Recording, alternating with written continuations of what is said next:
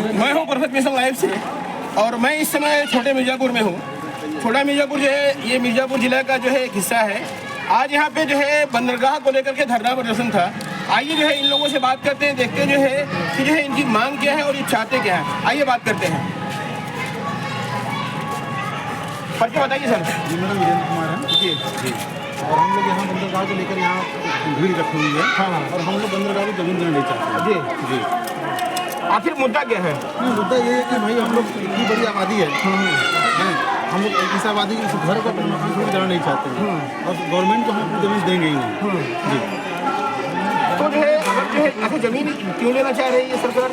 ये अडानी ग्रुप पे देगी, यहाँ होटल बनाएंगे लोग, होटल बनाएंगे, रेस्टोरेंट बनाएंगे, बड़ी बिल्डिंगें बनाएंगे यहाँ पर। तो हम लोग ये चीज़ चाहते नहीं यहाँ पर। अच्छा एक बात बताइए कि जो है ये इस तरह से कितने ग्राम सभा जो है प्रभावित हो रहे हैं? लगभग 4 से 5 गाँव। 4 से 5 गाँव जो है 4 से 5 गाँव जो है।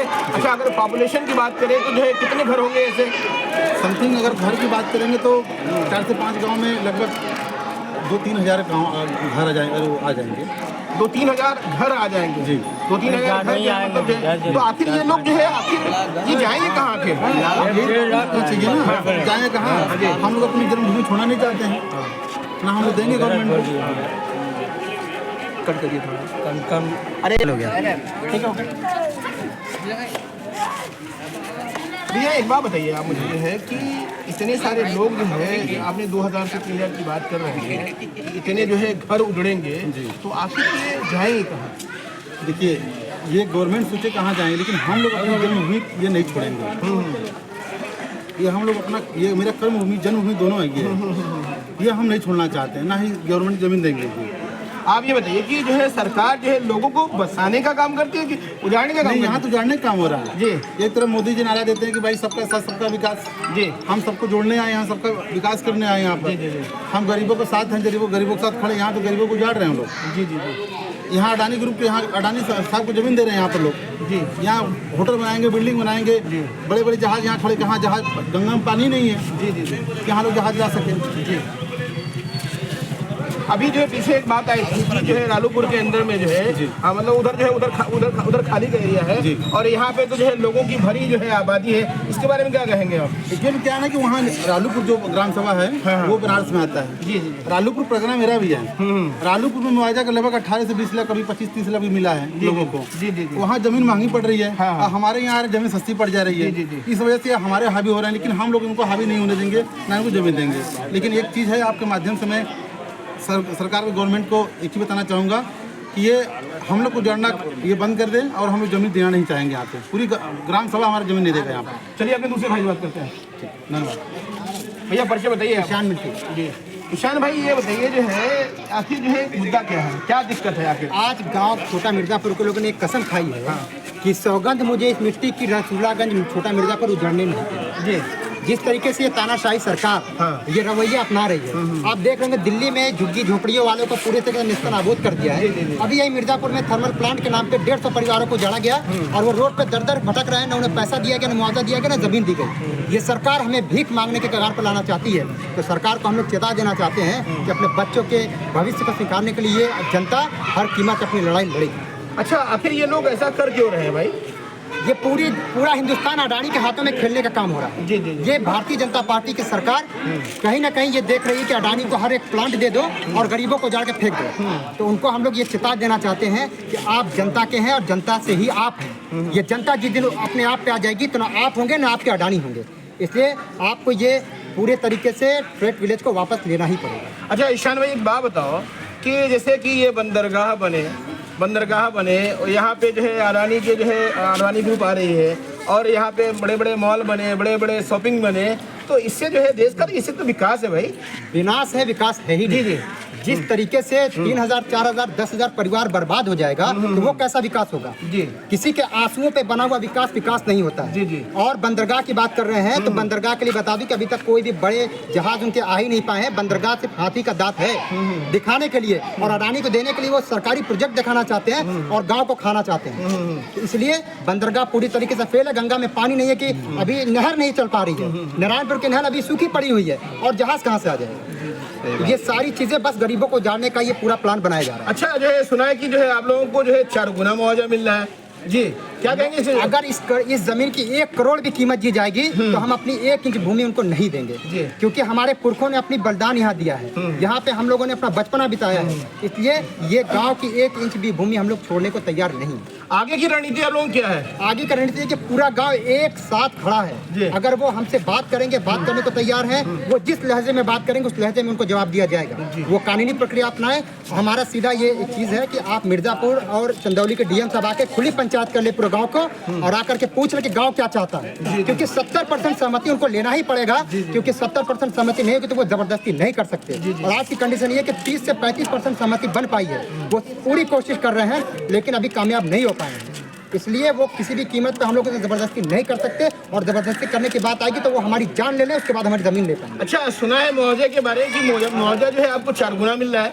4 गुना वो दे रहे हैं जिस तरीके से 2013 अधिनियम के तहत मार्केट रेट का 4 गुना होना चाहिए, लेकिन मिर्जापुर का जो उन्होंने सर्किट रेट लगाया है उस हिसाब से यहाँ 4 गुना करके 2.5 लाख रुपए बिस्सा दिया जा रहा है, और ताहिरपुर मिल्कीपुर में 4,80,000 रुपए बिस्सा दिया जा रहा है। अब आप मुझे बता दीजिए या जिलाधिकारी हमें बता दें, इस आसपास के एरिया में कहीं भी 15 लाख से नीचे की जमीन ही नहीं है, तो उस 2.5 लाख रुपए बिस्से से वो परिवार कहाँ जाएगा? और सबसे बड़ी विडंबना इस तरह की ये है कि ज्यादातर लोग अपनी जमीन पर नहीं है, तकरीबन 60% लोग किसी के दिए हुए जमीनों पर निवास करते हैं, जब वो जाएंगे तो वो किसी भी कीमत पे 1 रुपए का उनको पैसा नहीं मिलने वाला। तो मुआवजा बहुत दूर की बात है, ये जनता अपनी लड़ाई लड़ेगी और अपनी जमीन को बचा करके ही मांगेगी। अच्छा, इस लड़ाई के बारे में क्या कहेंगे? जो लड़ाई आप लोग जो है, आपकी लड़ाई किस दिन चल रही है? ये लड़ाई हम लोगों की 2018 से जारी है, जब ये बंदरगाह आया, हमने साहब का बंदरगाह फेल है जी, सारी जनता इस लड़ाई। ये असल मुद्दा जो है किसानों का है, गाँव का है, जो हमारा मेन, हम श्रमजीवी। हाँ जी जी। तो आप ये बताइए 5 स्टार होटल में हमको श्रम कहाँ मिलेगा? जी जी जी जी जी। और हमारा पूरा का पूरा कुनबा बिखर जाएगा, 4 लड़के हैं 4 दिशा में बिखर जाएंगे, न तो हमारी संस्कृति बचेगी न हमारा परिवार बचेगा। अच्छा, ये बताइए कि जो लोग यहाँ पे बसे हुए हैं लोग, अगर जो है सरकार जो है व्यवस्था करती है, भाई पहले इनका व्यवस्था करती है, तो क्या इस तरह की कोई बात है या नहीं है? ऐसा कोई बात नहीं है, शासन कभी भी इस बात को, जब ऐसी बात छिड़ती है कि आप हमारा कहीं पुनर्वास करिए, हाँ, जी, जी, तो वो कहते हैं कि देखिए भाई अभी इस पे कोई बात नहीं होगी।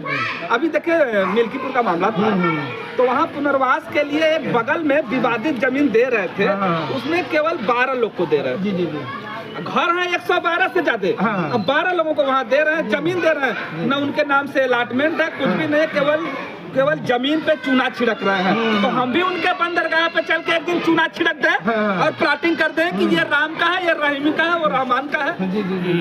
जमीन पे चूना छिड़कने से भूमि अधिग्रहण और पुनर्वास का कानून पूरा होगा? नहीं भैया, ये तो जो है तकरीबन 2,500-3 हजार लोगों का मामला है, 2,500-3 हजार जो परिवारों का मामला है, यहाँ तो 12-13 की बात कर रहे हैं आप। देखिए सर, पिछले करीब 6-7 साल से जिस तरह से दबे कुचले आदिवासी वनवासियों को उजाला जा रहा, झारखंड का मामला देखिए, वहाँ कई लाख वनवासियों को जो जंगल से खदेड़ के निकाल दिया, कह दिया गया कि ये नक्सली है, सड़क के किनारे चोरी चकारी करते हैं। अब बाद में उसी को जंगल को अडानी ग्रुप को दे दिया गया, और उसका वो पत्ता तोड़े, फल तोड़े, मसाले जो भी उत्पाद है, प्राकृतिक उत्पाद, उसका उपयोग करें। अच्छा सर, आप ये क्या चाहते हैं? आप क्या चाहते हैं? हम लोग गाँव छोड़ने के लिए एकदम तैयार नहीं है।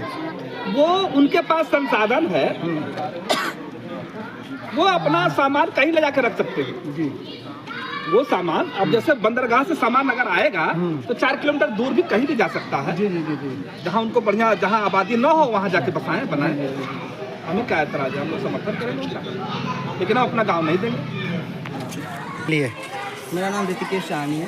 मैं मछुआरा समाज से, मैं गंगा में मछली मारने काम करता हूँ, मछली मारने काम करता हूँ। हम आपका दादा पिताजी सब लोग मछली मारते हैं, उसके अपना जीवन यापन करते हैं। और ये बंदरगाह ऐसा प्रोजेक्ट है जो मछुआरों को हटाना चाहता है यहाँ से जो मछली मार कर अपना पेट पालना चाहते हैं, उनको यहाँ हटा। यहाँ पे जो मिल्कीपुर से लेकर जहाँ तक ये जमीन लेना चाहते हैं बंदरगाह से, वहाँ से 80% लोग मछुआरा समाज से आते हैं, जो केवल मछली मार कर अपना जीवन पालन करते हैं। जो यहाँ से चले जाएं तो उनको कौन सा आप रोजगार देंगे जिससे उनका जीवन यापन हो सके? अच्छा, आपको ये बात कैसे पता कि जो है ये सब जो है ये लोग जो है आपको उजाड़ रहे हैं?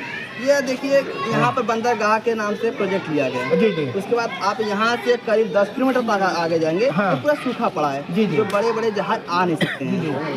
नहीं, मैं ये पूछना चाह रहा हूँ आपसे कि आपको ये बात कैसे पता, आपको ये बात कैसे पता कि जो है लोग हमारी जमीन हड़प रहे हैं? जी, सरकार जो है हमारी जमीन ले रही है, कैसे कहेंगे, मतलब कैसे आपको पता?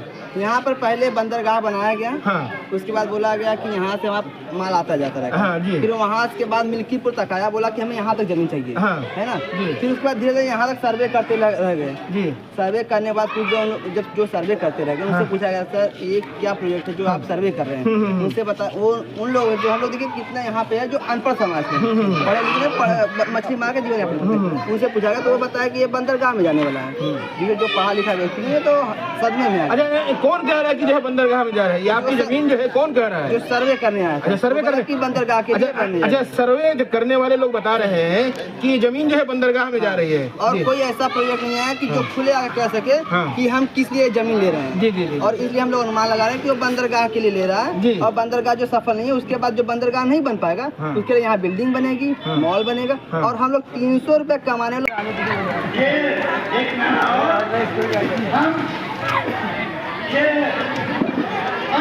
के लिए गाँव को उजाड़ना बंद करो, उद्योगपति के लिए गाँव को उजाड़ना बंद करो। विलेज मुर्दाबाद, विलेज मुर्दाबाद। तीन बार हम कहेंगे है आपकी जमीन जा रही है, आप मतलब कौन कह रहा है ये बात? ये देखिए आज ही मुझे पता चला है। हाँ। मिल्कीपुर, ताहिरपुर, छोटा मिर्जापुर और रसूलागंज, बरईपुर, हकानीपुर तक का इनका प्रोजेक्ट है लेने का। हमारे गांव से जस्ट 2 किलोमीटर आगे हकानीपुर पड़ता है। ये लोग हकानीपुर तक लेकर अडानी ग्रुप को देकर, क्योंकि ये सरकार गरीबों की नहीं है, आम जनता की नहीं है। वोट तो हमसे लेते हो, वोट तो हमसे लेते हो, हमारे वोट से तुम सरकार बनाते हो, लेकिन काम तुम अडानी का करते हो। और यहाँ पर बड़े बड़े मॉल ये सब बनाने का, क्योंकि हमारा जो ये बंदरगाह है ये प्रोजेक्ट फेल हो चुका है। क्योंकि हमारे माँ गंगा में पानी तक नहीं है। क्योंकि जिस चंदौली में बन रहा है उस चंदौली को चावल का कटोरा कहा जाता है। पूर्व प्रधानमंत्री और पूर्व मुख्यमंत्री माननीय कमलापति त्रिपाठी जी ने नारायणपुर पंप कैनाल बनवाया और चंदौली को चावल का कटोरा बनाने का काम किया। आज वो पंप कैनाल सूखा पड़ा है। आज किसान त्राही त्राही कर रहे हैं, उनको पानी नहीं मिल रहा है और ये कह रहे हैं कि हम जो है कि बंदरगाह के नाम पर हमारे घरों को, हमारे जमीनों को उजाड़ रहे हैं। अच्छा, तो आप लोग क्या चाहते क्या हैं? हम यही चाहते हैं कि हमारा गांव जैसे है वैसे रहे। जी जी। और इनका जो प्रोजेक्ट है वो फेल हो चुका है, बंदरगाह नहीं सक्सेस होगा। क्योंकि हमें अपनी गांव को, अपने मिट्टी को, अपने लोगों को और अपने माँ गंगा को नहीं छोड़ना है। यही हम चाहते हैं।